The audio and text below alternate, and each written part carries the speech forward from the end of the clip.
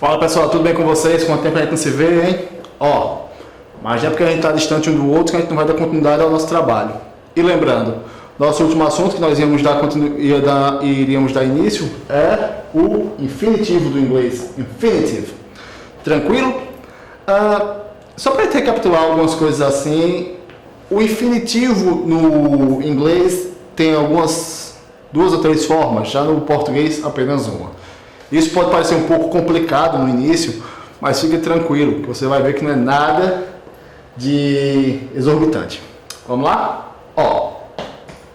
Para entendermos o infinitivo, a gente precisa remeter ao que ele é no português. Antes de falar nesse assunto em inglês, vamos usar o português para deixar tudo bem mais claro. No português, o verbo está no infinitivo quando ele termina com ar, ir, or. Tá certo?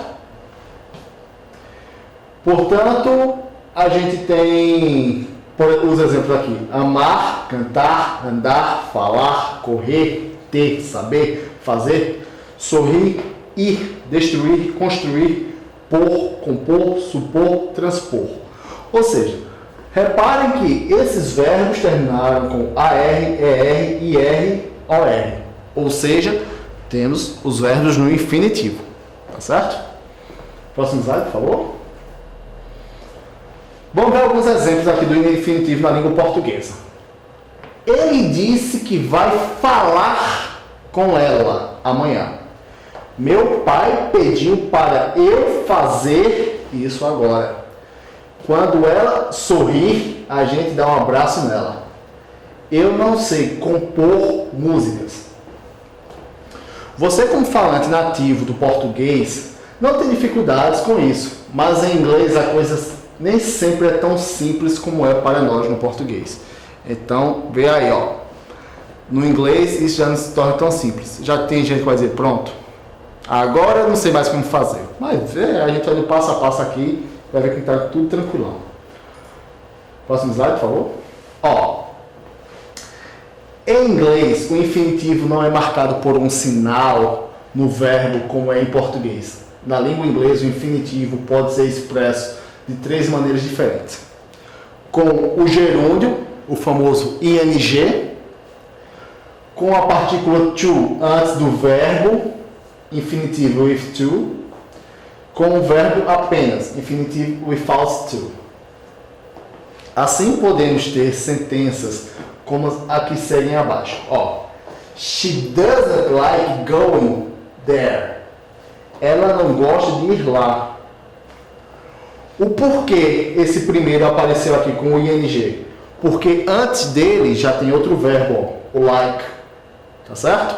Então, se tem um verbo antes, eu posso botar meu próximo verbo com ing para designar o infinitivo. She told us to go home. Ela disse para irmos para casa. Mais uma vez, o verbo no infinitivo aqui, só que dessa forma, ele está com o to, ou seja, to go. E por último, she didn't let me go. Ela não me deixou ir. Veja que o verbo aqui apareceu sem o ing e sem o to. Tá certo? Vamos pegar assim, vamos ver agora nos próximos slides o porquê disso acontece. Quando usar de um jeito ou de outro? A grande dúvida da maior parte dos estudantes de inglês é entender que deve usar cada um dos tipos do infinitivo, ou seja, quando usar o gerúndio ing para expressar o infinitivo, quando usar o infinitivo com o to, quando usar o infinitivo sem o to. A resposta para essas perguntas não é tão difícil. O problema é que geralmente as pessoas querem uma regra matadora, ou seja, feito eu já disse a vocês, o grande problema do português é porque existem muitas regras e a gente acaba não compreendendo todas. Já no inglês, o grande problema é que não há tantas regras assim. Ou seja, se eu entendi mais a gente reclama, se eu entendi menos a gente também reclama. Vê só, que engraçado. Mas vamos lá. Para entender o assunto de uma vez por toda, de certa maneira, essa regra não existe. O que realmente existe é o aprendizado contínuo e a paciência. Ou seja, você vai ver que não adianta você sentar e estudar uma regra. O mais importante é você pegar aquela regra e pôr ela em ação. Olha, escuta bem, não é que eu estou dizendo que deixa de estudar e vai praticar, não. Primeiro estuda e depois vai praticar, tranquilo? Então, para você entender melhor isso, vamos ver cada um dos tipos de infinitivo separadamente. Infinitivo com ing. Nós usamos o gerúndio para expressar infinitivo em inglês em 3 momentos. Quando usamos um verbo com o sujeito de uma sentença, quando o verbo vem após uma preposição, quando o verbo vem após algumas expressões ou palavras. Vê só, no primeiro exemplo, swimming is one of the best sports in the world. Nadar é um dos melhores esportes do mundo.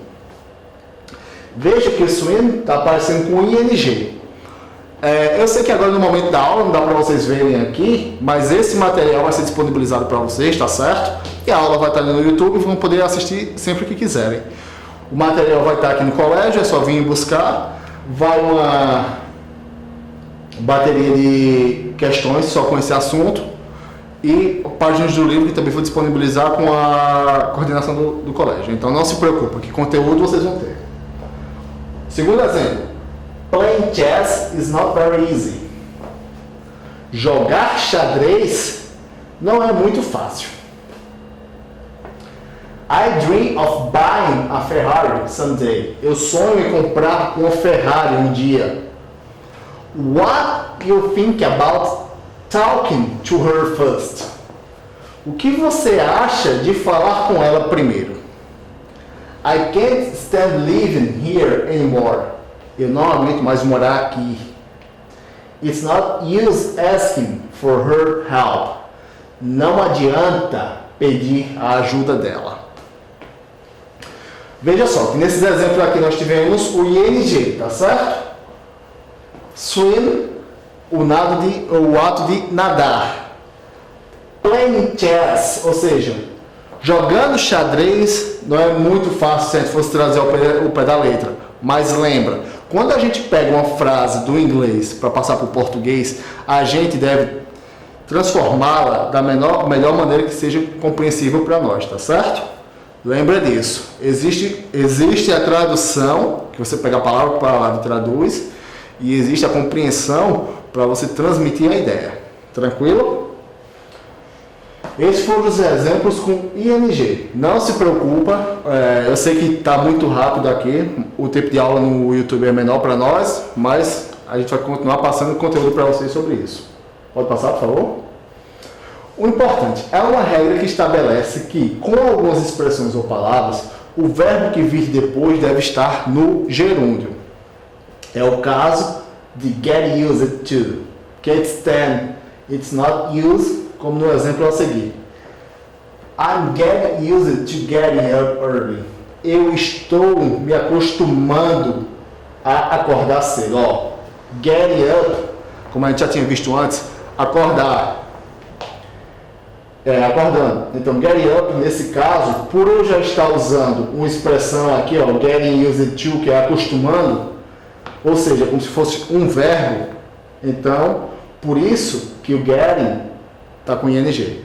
Tranquilo? Próximo slide, por favor. O infinitivo com to. Algumas palavras, geralmente, verbos, poderão ser seguidos por outro verbo. No português, você diz assim, você fala, eu gosto de comer, e não eu gosto de comer. Entenderam? Então, no inglês, o que vai dar essa diferença vai ser o to, porque eu estou usando 2 verbos seguidos. Nesse caso, esse outro verbo deverá ter o to. Vamos lá. She pretended to be angry at the kids. Ela fingiu estar brava com as crianças. Vamos notar o seguinte, que o primeiro verbo que a gente tem aqui é o pretend. Ele está no passado, como a gente já viu, é dele no final. Lembrando, é um verbo regular, ou seja, segue a regra do verbo regular no passado, é dele. Porém, o próximo verbo que tem aqui é o verbo be. Então, she pretends, já tem o verbo em ação, to be angry at the kids. Ela fingiu estar brava com as crianças. John refused to help me. John se recusa a me ajudar. Mais uma vez, um verbo e logo em seguida temos o to help. Professor, eu poderia usar esse primeiro verbo e em seguida botar o helping me? Poderia. Está correto também. Tranquilo? Ou seja, eu poderia trocar esse to help, o helping, com o ing. Tá de boa também. They decided to start a business together. Eles decidiram começar um negócio juntos. I agreed to tell them everything I knew. Eu concordei contar a eles tudo que eu sabia. Aí você já estava pensando, professor, mas até agora só apareceu o verbo no passado. Então essa regra eu posso aplicar no presente? É o nosso próximo exemplo. Ó. We want to do something really new. Nós queremos fazer algo totalmente novo. Beleza? Ó. Antes os verbos estavam todos no passado, ele apareceu agora no presente. Didn't you remember to send the boss the file he asked? Você se lembrou de enviar ao patrão o arquivo que ele pediu? Mais uma vez, ó. O remember está aqui aparecendo. Mas na tradução aqui está como se tivesse tá no passado. Por que isso? Lembra que tem o did aqui, ó. Então, aquela regrinha do did, como verbo auxiliar, transforma o verbo da ação no passado. Então, did you remember to send the boss the file he asked? Você lembrou de enviar para o patrão o arquivo que ele pediu? Tranquilo até aí? Então, nós já vimos a forma do ing para botar no infinitivo e com o to, tá certo? Não esquenta. Se lembra que isso aqui é só uma aula rápida entre aspas, né? Mas é só uma aula complementar para a gente poder passar o exercício e as questões do livro para vocês junto com a apostila. Tranquilo? Próximo slide, por favor. Já outros verbos ou expressões são seguidos por outro verbo sem o to. Veja. She made us wait for half an hour. Ela fez a gente esperar por meia hora. John lets the dog sleep on the sofa. John deixa o cachorro dormir no sofá. You had better clean up your room. É bom você arrumar o quarto. Why not ask your neighbor for help? Por que não pedir ajuda ao seu vizinho? I heard Mom sing a song. Eu ouvi a mamãe cantar uma música. Vê só, o porquê disso acontece. Porque antes disso, antes do verbo, nós temos uma outra palavrinha. Como por exemplo, why not ask your neighbor for help? Por que não? É como se esse verbo tivesse neutro, entendeu? Como se ele não tivesse impregnado a ninguém, ou seja, no infinitivo, a forma natural dele. Por isso aconteceu. Tranquilo? Professor, isso ficou meio confuso. Não se preocupa. Agora só pega a ideia de que os verbos no infinitivo em inglês nós temos três formas de aplicá-lo. Por enquanto, é o que nós vamos dizer aqui. Não se preocupa porque no exercício que vai ser passado para vocês, vai estar lá tudo detalhado, uma explicação bem mais elaborada e vai ser mais simples, porque a gente vai pôr na prática. Como eu havia dito, a gente aprende bem mais na prática. Tranquilo? Próximo slide, por favor. Como aprender isso? Aqui eu fiz questão de botar, para ficar mais claro, a questão de como a gente pode aprender mais sobre isso. Primeiro, uma das perguntas que mais me fazem é justamente sobre como aprender isso tudo, a questão do infinitivo dos verbos. No português é muito simples, AR, ER, IR, OR. O verbo está no infinitivo. Já aqui, não é assim, ó. Geralmente as pessoas querem uma lista ou uma dica milagrosa que os ajuda a aprender isso num passo de mágica. Infelizmente não existe. Ou seja, você vai ter que sentar e ler, fazer exercícios, ou seja, praticar o máximo que você puder. Tranquilo? A melhor maneira para aprender isso é ir se acostumando, ouvindo, lendo e escrevendo. Ou seja, os 3 pilares que nós temos, né? Cada palavra, verbo ou expressão que você for aprendendo ao longo de seus estudos. Vou demonstrar isso aqui. Veja só a sentença abaixo. She looks forward to meeting you again. Temos aí um phrasal verb. Lembrando que um phrasal verb é uma frase que serve como verbo. Seria a explicação mais simples que eu posso dar agora no momento. Então, o que pode ser traduzido como aguardar ansiosamente. Looks forward to meeting you again. Estar ansioso, look forward, tá certo? Próximo slide, por favor. Você não traduz a sentença, ela está ansiosa para encontrar você novamente. Então você traduz a sentença da maneira, ela está ansiosa para encontrar você novamente. Veja que o verbo meet foi escrito no gerúndio, ou seja, com o ing. Portanto, você aprende que após o look forward to, por ser um phrasal verb, deve usar o verbo no gerúndio. Então, vamos ver mais algum exemplo. Ó. They look forward to going to the concert. Eles estão ansiosos para ir ao show. Mais uma vez, ó, temos o looking forward to, ou seja, o looking forward to é estar ansioso no phrasal verb. Porém, o meu verbo de ação, que é o verbo ir em inglês, apareceu com ing. Porque esse look forward to conta como se fosse já um verbo. Tranquilo? All my life I've looked forward to retiring early. Durante toda a minha vida eu aguardei ansiosamente para me aposentar cedo. Mais uma vez, ó, looked forward to. Ou seja, por isso que o retiring está aparecendo com ing. Tranquilo? Tem a questão também dos phrasal verbs, que a gente já vai ver isso mais à frente, mas não se preocupe com isso agora. Sei que isso pode parecer loucura, mas é assim que você vai aprender o inglês, naturalmente. Pode parecer chato, mas é o correto. Vai assistindo série com o áudio em inglês, se possível a legenda em inglês, vai ouvindo música, vai procurando texto na internet.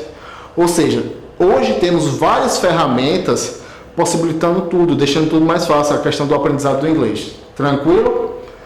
Então sugiro para você que pesquise, analise textos e letras de música, que vocês gostem. E assim aprofundem cada vez mais o vocabulário na língua inglesa.